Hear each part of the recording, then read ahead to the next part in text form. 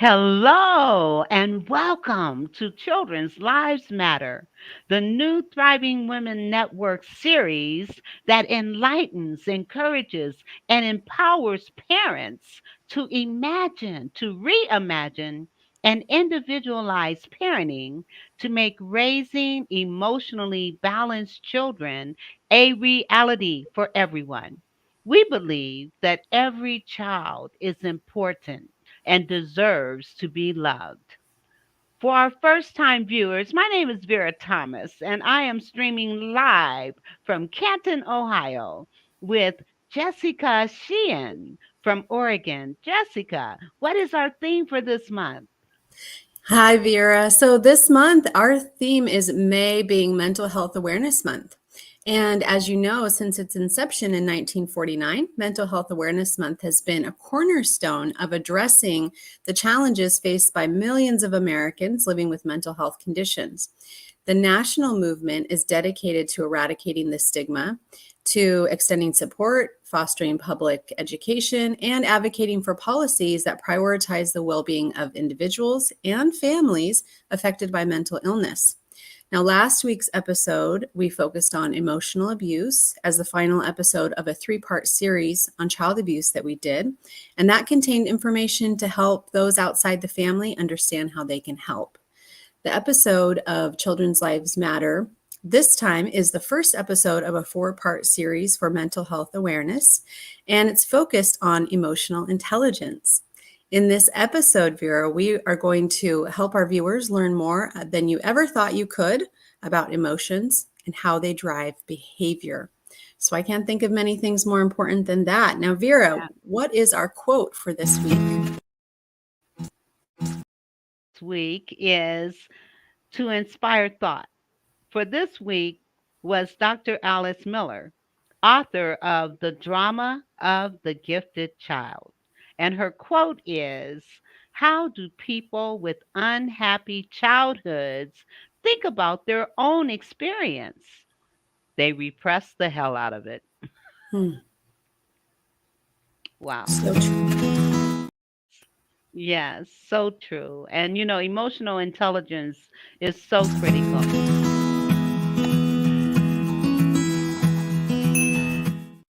Hey, Psych2Goers! Thank you so much for the ongoing love and support you've given us. Psych2Go's mission is to make psychology and mental health more accessible to everyone, and you help us do that. Now, let's start the video. Have you ever put dry ice in a bottle?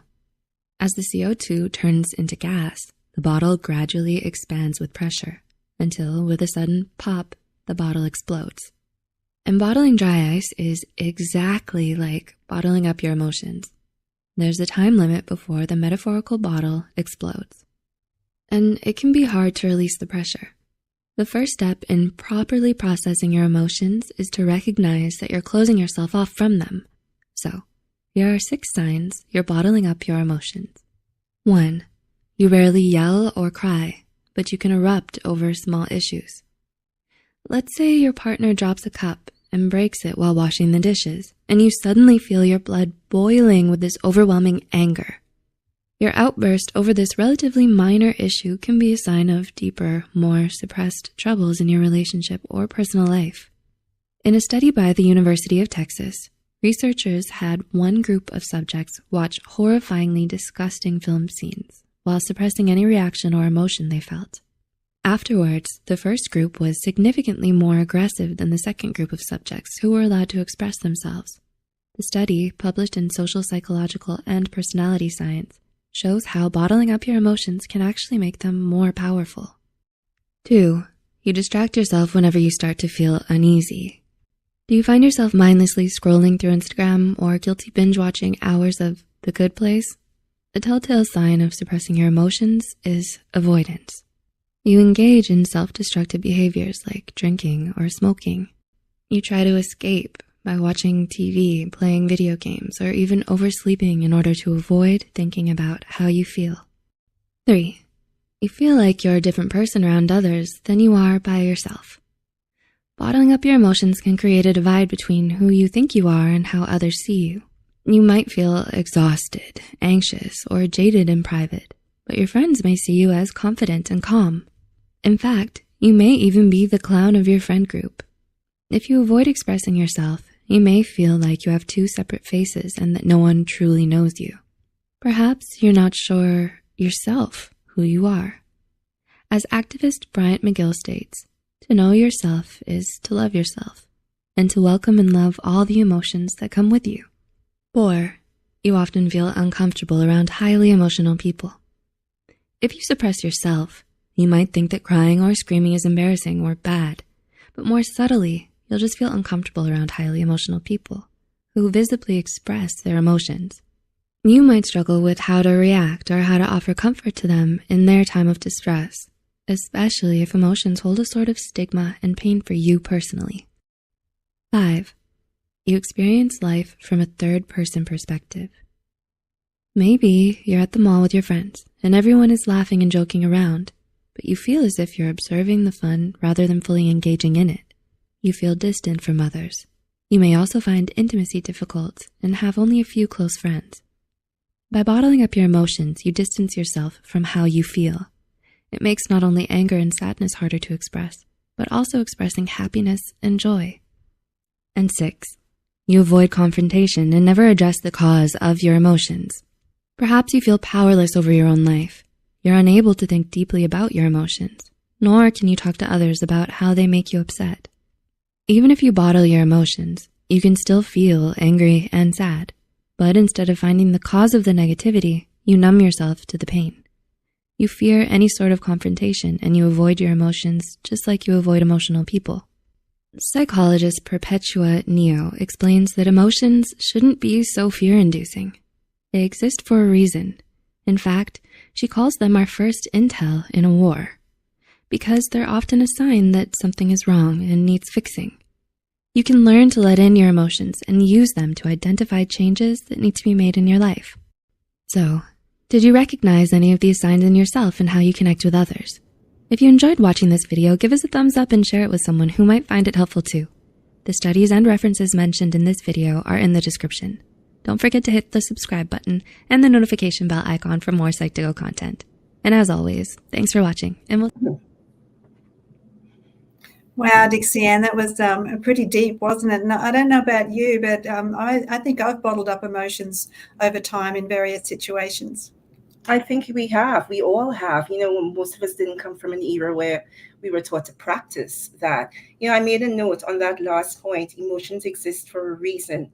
They're a first intel in a war because they're a sign that something is wrong and needs fixing. And not until recently, Catherine, like in my recent adult years, that I came to appreciate and acknowledge that when those emotions show up, it's usually prompting us to do some exploration, like, why are you here? What are you here to show me? So we're on a journey. We sure are, and it reminds me of how, you know, little boys are told not to show emotions, and how vital it is that we do express our emotions, because as you just said, they're signs for something a little deeper. So anyway, let's see what else is on the agenda, Dixie Ann. I'm Dr. Catherine Murray, for those of you who don't know me, and I'm broadcasting live from Los Angeles, and I've got the lovely Dixie Ann Harris with me as well as we do this session. So let's dive a little deeper into this topic, Dixie Ann, and think about the emotional intelligence. We've all heard that term. Our emotions wield significant influence over our actions and choices, a notion underscored by research highlighted in Psychology Today. Emotions serve as the compass guiding our responses to the world around us, shaping the decisions we make. Whether it's the impulse to seek pleasure, avoid pain, or navigate complex social interactions, our emotional landscape plays a pivotal role, as we were just saying. From the subtle nuances of everyday interactions to the weighty decisions that sculpt our lives, our emotional state interweaves with our cognitive processes, often directing the course of our behaviour with a profound and pervasive potency. Having an understanding of your emotional landscape can help you to respond rather than react to your circumstances. And gee, those two words, respond or react. Yes. Dixie, please tell us who we're honouring this week. My pleasure, Catherine. Today we're honoring Joshua Friedman. He is a prominent figure in the realm of emotional intelligence. He is renowned as the co-founder of 6 Seconds, a leading organization dedicated to advancing the understanding and application of emotional intelligence worldwide. In 2000, Friedman chaired the first international conference on the implementation of emotional intelligence in San Francisco. It was called Nexus EQ. Friedman actively works to promote EQ awareness and development on a global scale. He amplifies the impact of emotional intelligence education and initiatives through partnerships, creating synergistic efforts to enhance individuals' EQ skills and create more emotionally intelligent communities and workplaces. Yeah, and emotional intelligence starts with being emotionally aware, doesn't it? And that means that we're aware of our feelings and we understand the energy behind those feelings. Right. And you can choose to respond versus react, as we said before, depending on the circumstance that you find yourself in. But really, Dixie Ann, how many of us were taught to be aware of and understand our feelings? Mm-hmm. Most of us saw our parents coping with emotions through escape or suppression. But according to WebMD, repression refers to the tendency to avoid uncomfortable feelings. You unconsciously push painful feelings, thoughts, or memories out of your consciousness. This lets you forget them. And you do this for fear of damaging your positive self-image. These are unprocessed emotions, but they can still affect your actions. In the video that follows, we will learn what emotional repression looks like. Children's Lives Matters is sponsored by the Thriving Women Network, an affiliate of the Thriving Women the Thriving Women University, which is an affiliate of the Thriving Women Network. Bit of a mouthful. If you want to produce a franchise show, TWN provides the media network, training, coaching, and mentoring to produce your own franchise show. For more information, visit the website thrivingwomennetwork.com. And we'll be right back.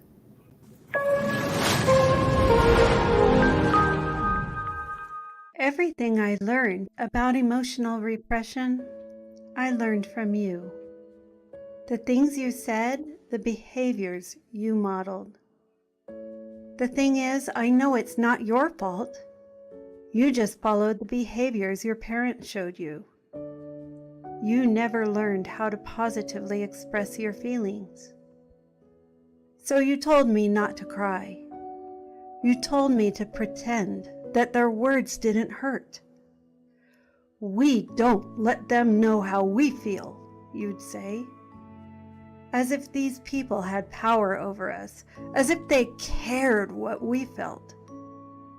So I held in my feelings, denying how I felt, so you could feel accepted by society. Everything I learned about emotional repression, I learned from you. You told me to man up. You said real men don't have feelings, but I saw you have feelings. You let them out in a rage when you were drunk. You never did numb the pain. You only numbed your ability to suppress it. In this way, you passed down the generational pattern of escaping your feelings through alcohol. It wasn't your fault. You didn't know any better. Even Grandpa still uses that coping mechanism to escape how he feels. This is the legacy I bear. This is the generational pattern I must break. Everything I learned about emotional repression, I learned from you. I learned to be emotionally absent. Even though I was scared to get my hair cut, you made me sit still and man up. Big boys don't show anyone their fear, you said. You taught me that emotions are to be avoided. When you felt bad, you buried yourself in work, anything to avoid feeling those feelings. Or you would hit the stores, go to the mall. That temporary lift of shopping helped you escape from those nasty feelings. This is the legacy I bear. This is the generational pattern I must break. I refuse to inherit these chains. I refuse to pass down this legacy.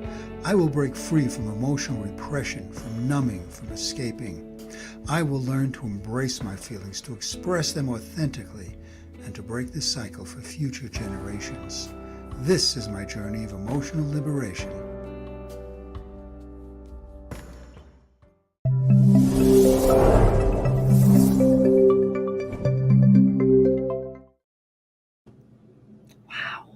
Yeah, I love that emotional liberation. Isn't that powerful? It is so powerful. Wow. Well, now Dixie Ann, we've got a session that's actually all about you. So this is a brand new segment in our show, and one that we call Host Hot Seat. And in this segment, we're going to grill. Ooh, that's a tough word, isn't it? We're going to grill one of our hosts on the topic of the day. So, Dixie Ann, you're up this week. And you are a social and emotional learning expert. Can you explain why understanding our emotions is so important for our children, please? I love that word too. I'm being grilled. So understanding our emotions is an important skill for everyone to master, for you, for myself. But when it comes to our children, it's really vital because, it provides them with a sure footing to walk through their daily lives, Catherine. When we give our children these tools, it leads to self-regulation, to emotional regulation, and understanding emotions allows them to regulate their own emotions effectively. That's essentially what it is. When they can recognize, label their feelings, they're better equipped to manage them in healthy ways. And that improves both self-control and resilience. It also helps them to manage themselves and have better relationships with the others around them. They excel in empathizing. They're able to embrace different perspectives. It helps them to develop self-awareness. And then that skill pours into how they show up in the world, their ability to be assertive, to stand up for themselves and to stand up for their values. It's Mental Health Awareness Month. So I think one of the biggest things is that it helps them to understand their emotions, to handle difficult situations. And it's essential for their mental health and well-being. If they lack emotional awareness, more than likely they tend to struggle with anxiety, with depression, and with other mental health issues. So when we foster that emotional intelligence, we can help them develop coping skills and in the end build emotional resilience. Totally. And I think your point about the first step being the awareness of the emotions and being able to label the emotions so then you can deal with it, I think is really important. It's crucial. But I'm wondering how we could help children to be responsive rather than reactive. Dixie Ann, what are your thoughts? Well, to me, teaching them to be responsive rather than reactive, really, it's a huge contributing factor to their self-regulation, and self-management. And we see that all across the world, from the little ones to the teens. There's a struggle to do that. And when you teach them or give them tools to master emotional intelligence, it really isn't about controlling emotions. It's more so about controlling our behavior in relation to emotions. Because when we're triggered, the first reaction is usually defensive. That's natural, it's innate. That process of becoming more responsive and taking steps to reflect on the trigger, to control our behavior, to react to those triggers, that takes time to develop, but it starts in the early childhood years. We know that prefrontal cortex, the part of the brain that makes conscious decisions, that helps to override emotional impulses. That's not developed until we're out of our teens. So when we get to that stage, not just because it's fully formed, do we instantly have right responses coming from an individual. It's the process. So like you pointed out, Catherine, when you teach them to name emotions, when you give them awareness, that can shift and control their emotional state. So they're in charge of that.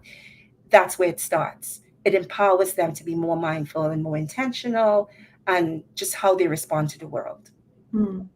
And I love that you brought in the development of the brain in what you've just said there, Dixie-Ann, because I think as adults we forget that children's brains are developing, particularly in the first 5 years of life, where 90% of the neural pathways, the deepened neural pathways, are developing. So I'm really pleased that you mentioned that it continues to develop into adulthood. But thinking about childhood, what did you learn about processing emotions when you were a child? Can you remember, or does something come to you around your childhood? Catherine, I did not learn to process emotions as a child. I was raised in a different culture. I was raised in a culture and an era where that whole adage of children should be seen and not heard. Mm-hmm. Those are the type of statements that were almost proudly affirmed. Yet when you think back to it, we were neither really seen nor heard. We weren't allowed to express ourselves. If you had big emotions, they were potentially an embarrassment to the parents. And so you'd have children being punished for it. If you questioned an adult or you contradicted adults, at that time it could lead to the same. So very early on, I learned to not speak about how I felt unless I was very safe in an environment. And in a lot of these cases, when I reflect on it now, parents back then lacked self-awareness, and on a deeper level, self-love. So the levels of emotional intelligence, I think, that are prevalent in many of us today actually are higher because we were raised without those training wheels, without emotional training wheels. We were pushed right into the world of emotions as adults, and we had to figure it out. We had to figure out how to navigate the world around us, how to find our balance, how to tune in, how to show up, and then how to triumph. So we filled in those gaps intentionally. And I think today many of us are breaking cycles for the younger generation, and we're bringing that healing to each other through forums such as this. Yeah, I think you're right, and I think we know a lot more these days. And when we look back on our parents' era and their parents before them, and that intergenerational trauma that was sort of talked about earlier, and the emotional connection with that, I think though that parents really just do the best that they can do with the tools that they have and the knowledge that they have at the time. And I think we're evolving. So I agree with what you're saying. We're sort of maybe a better generation, and we might be able to help our children a little more and our grandchildren a little more. And that's why we do it. And most parents were actually not taught to understand or embrace their feelings, either through their parents or through schools. And in fact, many parents were taught to suppress or ignore their feelings, believing that showing vulnerability or emotions was actually a sign of weakness. Right. This mindset was often passed down through generations, creating a cycle where emotional expression was stigmatized or dismissed. But as our understanding of psychology and emotional intelligence evolved, there's been a shift towards recognizing the importance of emotional awareness and expression, both for us as adults and for teaching these skills to children. Our fabulous producer, Angela Lee, wrote an article for the Los Angeles Tribune magazine titled "The Epic Lies About Emotions You Learned from Your Parents." In this article, she detailed the various emotionally repressive behaviors that many of our parents exhibited. And as we reflect on these behaviors, ways of escaping, suppression, or numbing emotions, it becomes apparent why some from their generation turn to alcohol as a means to avoid confronting difficult feelings. Yeah, and Angela Lee's perspectives on emotions underscores the distinction between the emotions themselves and the expressions of those emotions, two different things. She suggests that it's not the emotions themselves that are negative, but rather how we express or deal with them that can be detrimental. Angela acknowledges that some emotions may be more challenging to confront than others and may even provoke deep discomfort. However, she also highlights that the biochemical aspect of emotions, noting that their biochemistry typically lasts only about 90 seconds if our minds don't dwell on the circumstances that triggered the emotion. That's interesting. Very much so. In her children's book series, The Bella Santini Chronicles, that I actually just started with my 2 kids, Angela introduces a technique she terms focused attention, wherein the mind becomes singularly fixated on the sensation of a particular emotion. By engaging in this practice, acknowledging, naming, and permitting the emotions, the mind avoids fixating on external circumstances, and instead it remains sharply attuned to the feeling. Through this deliberate process, the emotion is allowed to flow naturally, leading to its swift dissipation. This method can be employed whenever the mind starts to dwell on circumstances, thereby preventing the descent into a spiral of discomfort. So by utilizing this approach, individuals can actually circumvent the need for the repressive behaviors often adopted by previous generations. For those of us who are joining us now, we are talking about emotional intelligence as part of Mental Health Awareness Month. Emotions drive them, and how to deal with them is paramount to living a well-balanced life. Let's watch this video to learn more in just a moment, but before we do that, just a reminder that Children's Lives Matter is it of Thriving Women Network. And if you want to produce a franchise show, TWN provides the media network training, coaching, and mentoring to produce your own franchise show. For more information, visit our website, thrivingwomennetwork.com, and we'll be right back after this video.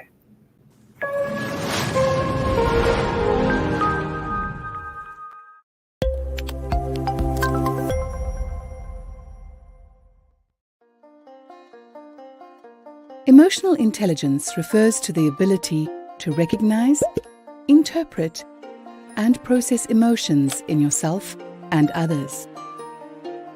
While genetics, upbringing, and environment all play a role, there are steps you can take to develop your emotional intelligence over time. Get to know yourself.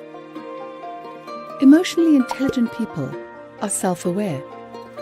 They have a realistic appreciation of their strengths and weaknesses and how they come across to others.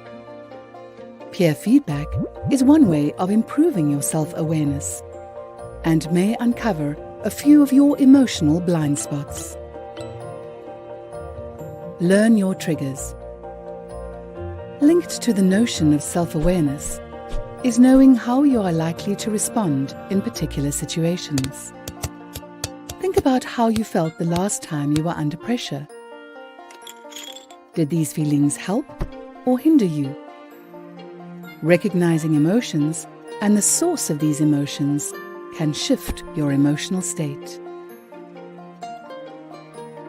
Empathize. Seeing things from someone else's perspective will help you understand their values and beliefs. This is important when it comes to motivating and engaging others. Make a conscious effort to get to know your colleagues.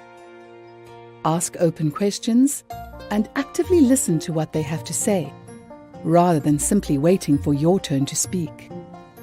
Be on the lookout for body language and other non-verbal signs, as these may tell you more than someone is willing to express out loud. Own your emotions.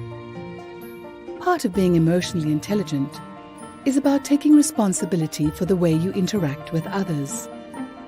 If someone upsets you, pause and reflect on why their actions led you to feel this way, instead of reacting impulsively. Recognize that a conversation is a two-way interaction, and it takes two people to make you angry, sad, or frustrated. Go with your gut. Finally, listen to your body.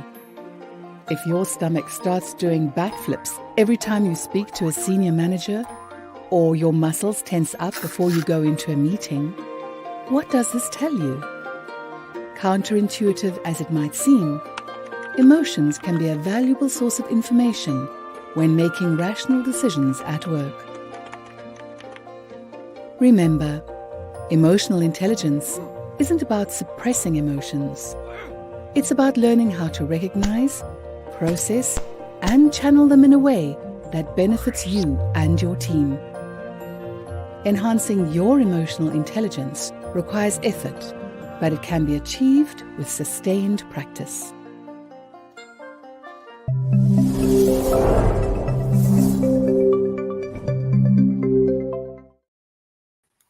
Welcome back to Children's Lives Matter. I'm Jessica Sheehan, and I'm here with one of my co-hosts, Vera Thomas. And we are diving into emotional intelligence as our topic. So emotional repression has had a huge impact and effect on society. When someone seeks to suppress, numb, or escape the way that they feel, they usually target that emotion as a negative one. But emotions are information, and they're giving us insights into whether our circumstances are working for us or not. So, Vera, let's dive into emotional intelligence so that our viewers can understand its importance a little further. Oh, Vera, we can't hear you.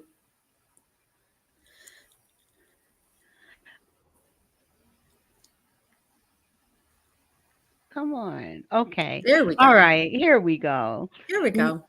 Okay. Emotional intelligence, also known as EI or EQ, is important for doing well in life. EQ is about understanding and processing your feelings and understanding those of others. Imagine being really good at sensing how someone else feels and knowing what to do about it. That's EQ. Mhm. In practical terms, EQ manifests in various ways.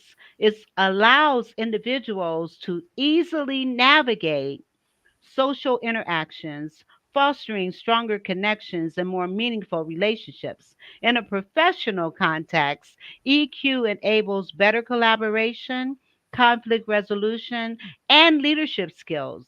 Moreover, individuals with a high EQ are often adept at making sound decisions. This is Mhm. so important, so important. And looking at that video and how it talked about getting feedback from your coworkers and things. And I remember doing that because I noticed that their attitudes and behaviors had changed after about 6 years of working together.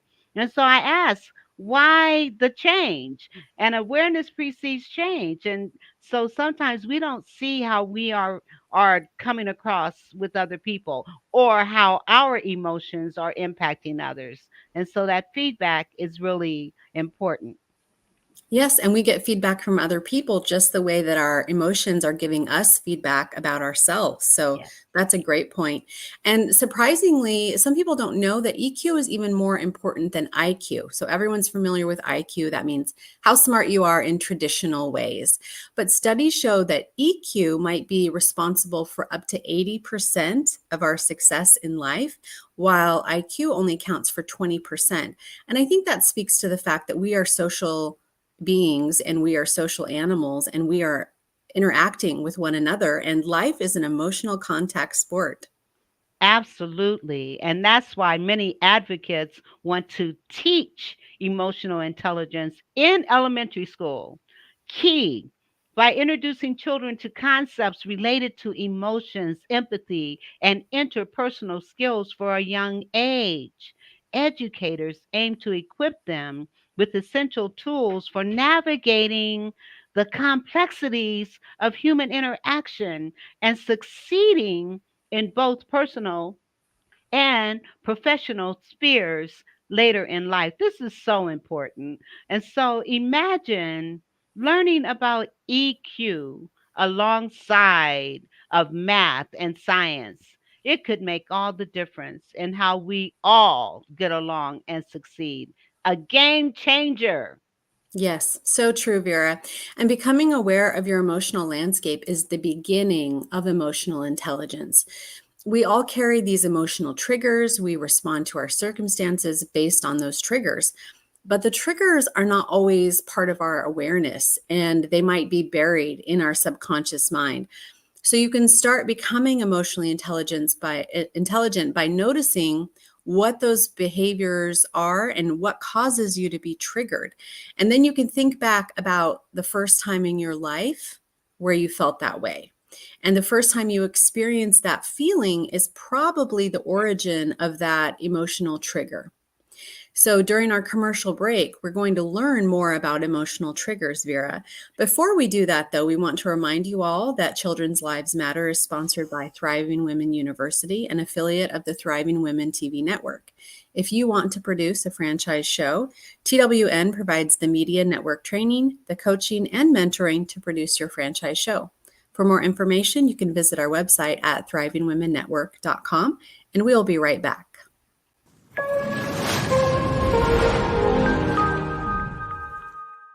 How to identify potential triggers and stressors.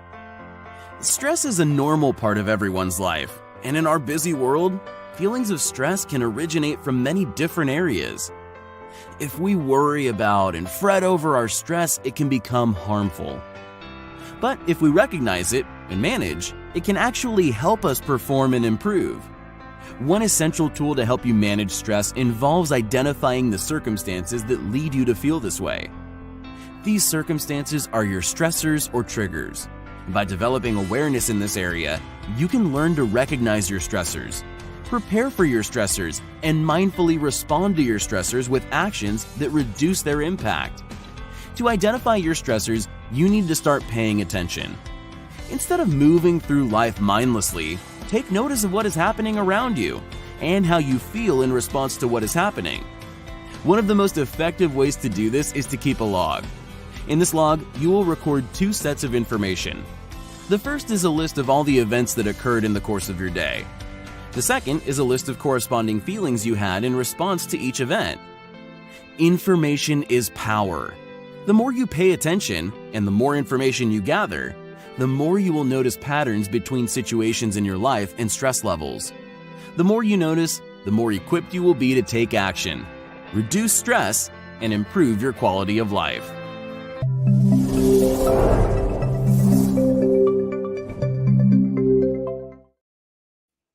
Okay, so that was a good summary of emotional triggers. And these are really like those buttons that set off strong feelings inside us. And these triggers often stem from things that happened when we were kids. So maybe something happened that made us feel upset, or maybe it was scared, but we didn't know how to talk about it or deal with those emotions. So when something reminds us of those past experiences, even if it's something small, it can bring back all those feelings in a rush.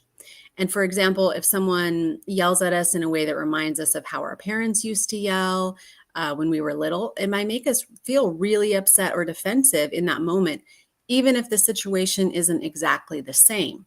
So it could be maybe even in a work situation. But understanding these emotional triggers is important because it helps us to recognize, why do we react the way that we do in situations? And then once we know what triggers us and looking in that introspection, we can work on managing our reactions better. And that's growth. So maybe we find even healthier ways to deal with those feelings or to talk to someone about them if we need to. But by understanding our emotional triggers, we can start to take control of our reactions and live happier, more balanced lives. And we don't have to go to those maladaptive coping behaviors that some people will use. But it's like shining a light on the things that bother us so we can learn to navigate them more smoothly rather than avoiding them or trying to ignore them. Vera? Absolutely. Absolutely. And fortunately, emotional intelligence can be taught by those who don't have these innate skills. Universities such as Cornell and Harvard offer courses. You can search for EQ courses in your area and even search YouTube for EQ. For those interested in delving deeper into EQ, Joshua Freeman's organization, 6 Seconds, offers EQ certification. that is people don't understand EQ. Like you said, it's far more important than IQ, in my opinion, because if you don't have your emotions intact, if you don't understand your emotions, then I am sure that causes a lot of the mental stress that often we feel. Absolutely. And Vera, we're going to transition now to our actionable advice section of the show. And so right now I'm going to be joined by my co-host, Dr. Catherine Murray. Hi, Kathy. Welcome back. Hi, Jessica. Nice to be in this segment with you. Yes. And so here again, we are presenting Children's Lives Matter, and we are diving into emotional intelligence for anyone who is just now joining us. We appreciate you being here, however and wherever you're watching. And if you're watching the show, you know that May is Mental Health Awareness Month. And today we're here to equip parents and caregivers and educators with the knowledge that they need to teach their children about emotions. Our aim is to empower families to have open conversations about ensuring the well-being of their children. It's never too late to start putting these things into your parenting practices and having these conversations. And we want to include that understanding of the importance of emotional expression. So welcome all officially to the actionable advice portion of the show. Kathy? And you know, we know that we opened the show with a discussion of repressed emotions. And so many of us have learnt this behaviour from our parents, who were taught not to show their emotions or how to effectively deal with their emotions. Emotional intelligence is crucial for navigating the complexities of life, relationships, and society. When people lack the tools to understand and manage their emotions, it often leads to harmful behaviours toward themselves and others. Teaching effective emotional coping mechanisms can foster healthier individuals and communities. So then we reduce the cycle of hurt and harm. It's about fostering empathy, self-awareness, and constructive ways of dealing with difficult feelings. Absolutely. And it's important to understand that our emotions, like feeling sad, angry, scared, they're not good or bad by themselves. They're like signals that tell us how we're doing and what's going on around us. This is just information. So we can think of them as difficult feelings instead of negative feelings, because they teach us important stuff about ourselves and where we're at and how we're doing. So for example, if you're feeling upset, it might mean that something's not quite right in your world. Maybe a friend said something that hurt your feelings. Maybe you're stressed out about a test or something that's coming up. But these things are like little alarms that are telling us to pay attention. The more we do this, the better we'll get at it and the easier it becomes. But we can deal with these feelings, and dealing with them is what really matters. So we don't want to push them down or ignore them, thinking that's the best way to handle it. It's going to come out somehow. So it can really make things worse in the long run if we try to repress. It's trying to stuff a beach ball underwater. Have you ever tried to do that? Yeah, pretty difficult. It might be good to try and strengthen your core, folks, but it's not going to work, okay? So it's going to pop back up, and it may be even stronger than before. It may come out at a time that is very inconvenient. So on the other hand, expressing our feelings in a healthy way can have positive effects. And talking to someone we trust, a friend, a family member, a counselor, can help us to understand what it is we're feeling, get to that root and why. And then it can make us feel better to know that we're not alone. Absolutely. And, you know, all good points, Jessica. Understanding that emotions are that emotions are really just information gathering, and it's really important. For our viewers, I'm very excited now to introduce our guest, Natalie Ledwell, creator of Mind Movies and one of the founders of the Feel Wise app, a tool that provides mental health support for kids. And I'm particularly excited because Natalie is another Australian, and it's lovely to have another Australian accent on the show, Natalie. So thanks for coming on and you know, helping me be not the minority so much. Thank you. And I'm so happy to be here. And wow, I've been learning a lot. Yeah, it's been an action-packed and very full episode, like all our episodes are, so that there's a lot of information. But we really want to ask you a few things, Natalie, given that you're our special guest today. And we know that you've been very successful with Mind Movies. In fact, I've been following your progress with Mind Movies for a number of years. But you've now gone away from that a little bit. What led you away from Mind Movies to start this new app that you've developed, the FeelWise app? Yeah. Well, before the pandemic, when the world was pretty positive and happy, well, my world on Facebook anyway, I remember clicking on a link and reading an article, a news article about a 10-year-old girl who had taken her own life because she was bullied at school. And it broke my heart.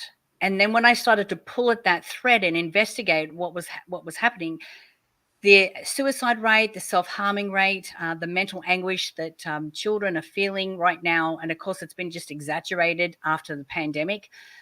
We're in another pandemic of mental health challenges. And so I'm like, I can't sit by and not do something about it.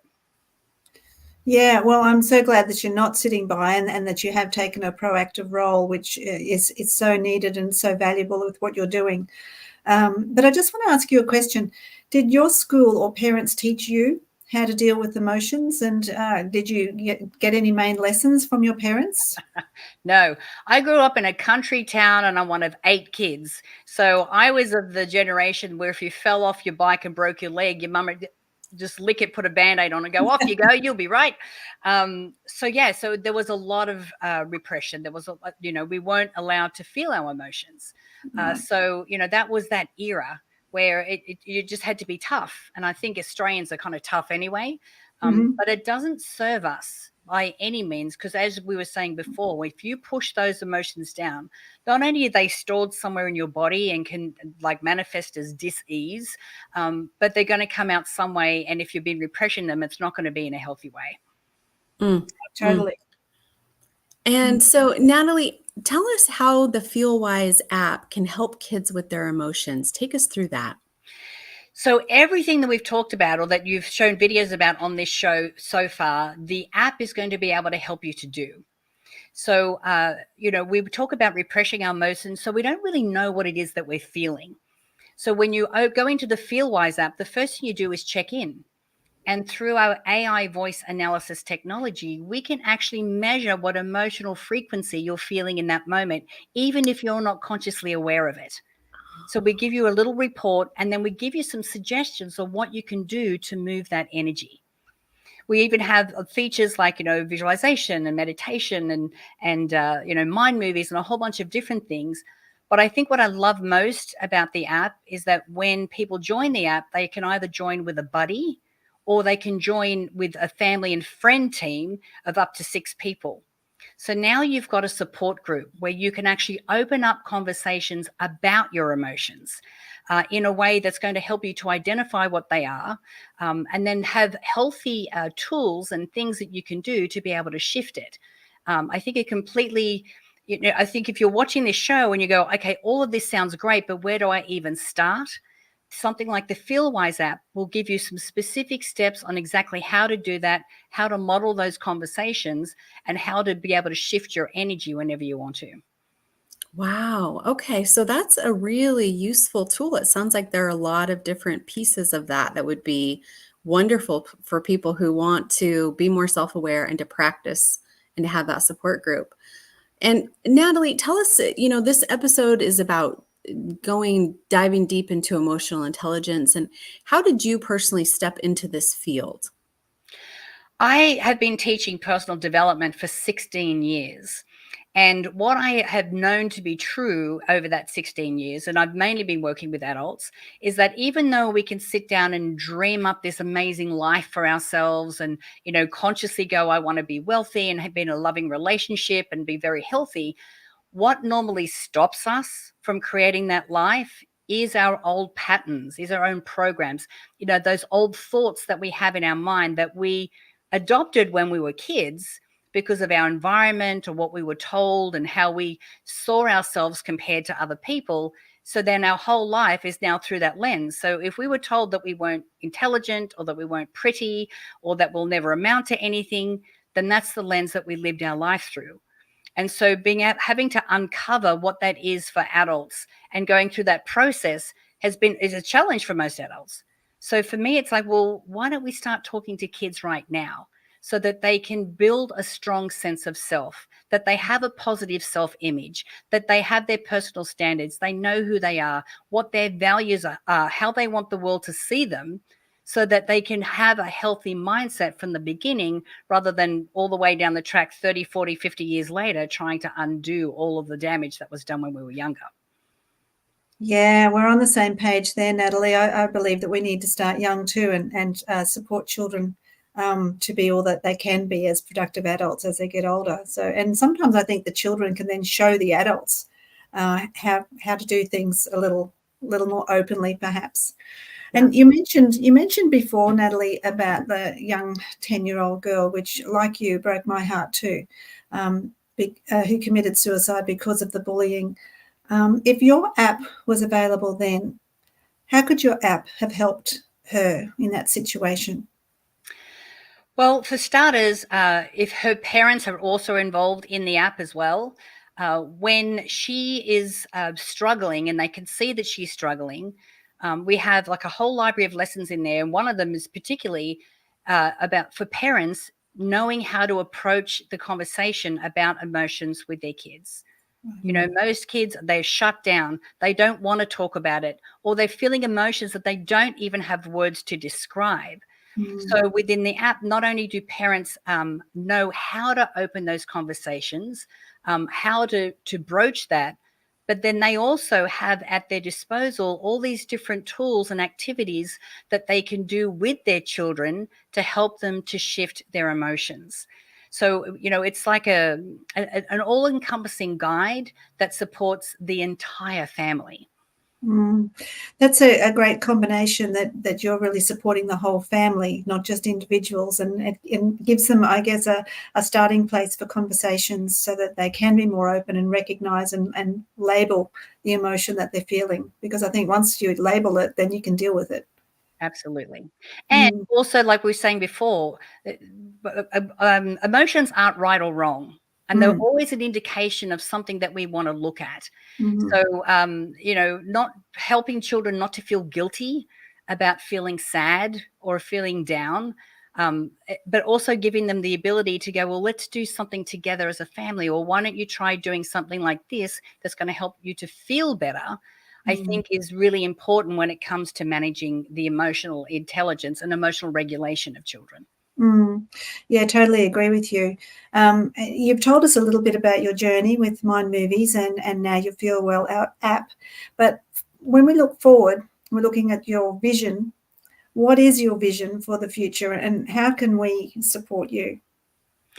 My vision for the future is that this next generation have in their hands and at their disposal all the information and tools and technology that they need to be able to navigate the world in a very grounded, a very emotionally intelligent way, so that they can live a life of fulfillment and joy. You know, there are so many pressures on our children and this next generation right now, and they're finding it very difficult to cope.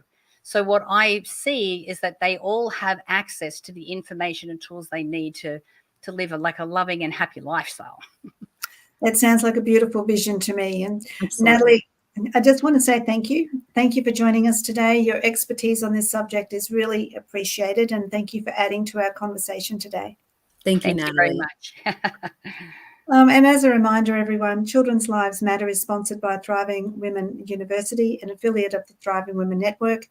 If you want to produce a franchise show, TWN provides the media network training, coaching and mentoring to produce your franchise show. For more information, visit the website thrivingwomennetwork.com, and we'll be back after this.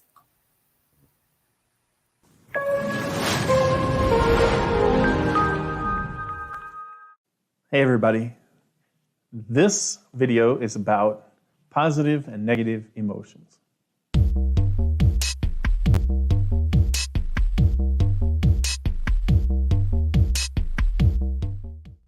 Sometimes you may hear psychologists talk about something being a positive emotion or a negative emotion. For example, positive emotions might include things like joy, gratitude, and hope.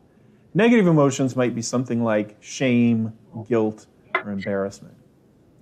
And it's important that you know that when we talk about positive and negative, what we're talking about is the experience of the emotion, the valence of the emotion, not its function. Right?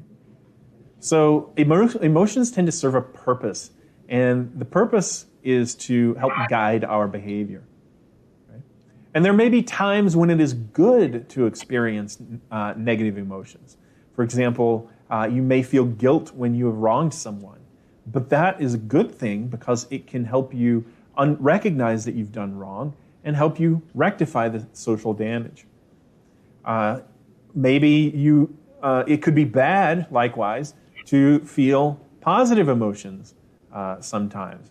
There might be wrong contexts for laughing at churches, at a funeral. So in this case, it's really about making sure that the emotion you experience is appropriate given the situation. Where it gets complicated is when you experience an inappropriate emotion for the context. If it interferes with your life functioning in some way, then this might even be considered a disorder. For example, if you get stressed or frightened when you're not actually in danger, such as in the case of post-traumatic stress disorder, this can be an incredibly disruptive disease. So to sum up, emotions may be pleasant or they may be unpleasant, but in and of themselves aren't good or bad. So with some training, you can learn to recognize that emotions are really just feelings. They are not who you are. Your anxiety doesn't have to control you. It's a physiological response that your body is having, and it's going to pass.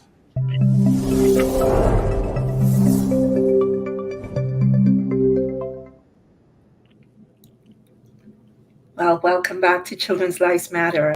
If you're just tuning in, today's show is focusing on how emotional intelligence can help everyone to thrive. Vera, what are your thoughts on emotional intelligence? I have a lot of thoughts No, that I can't. that time will not permit me to share. But You I and I will both.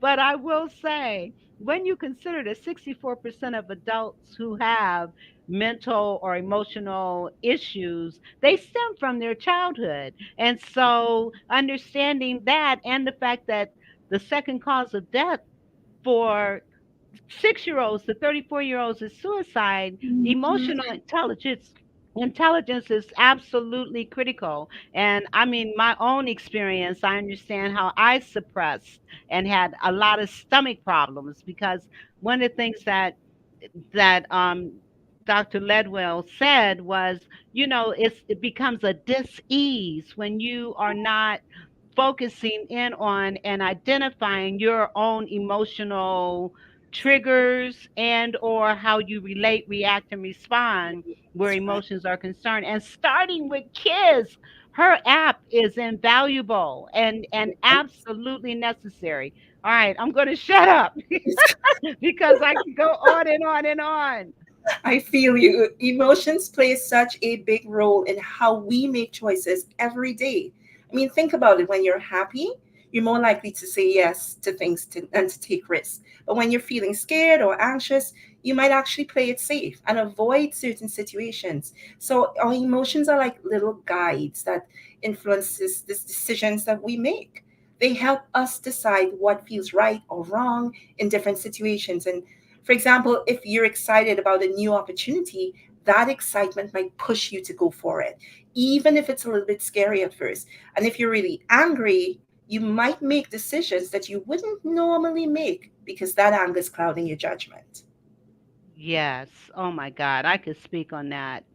We want our viewers to know that it's important to understand your emotions, how you handle them, and what sets you off.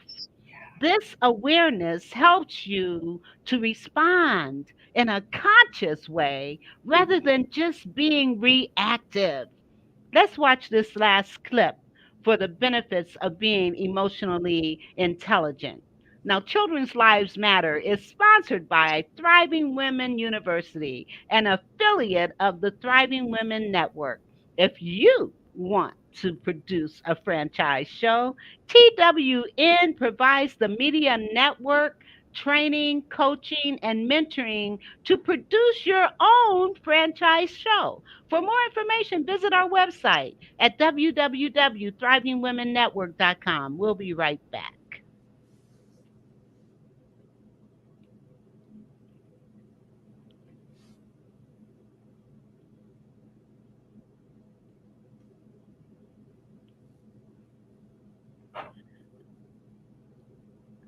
We will be right back.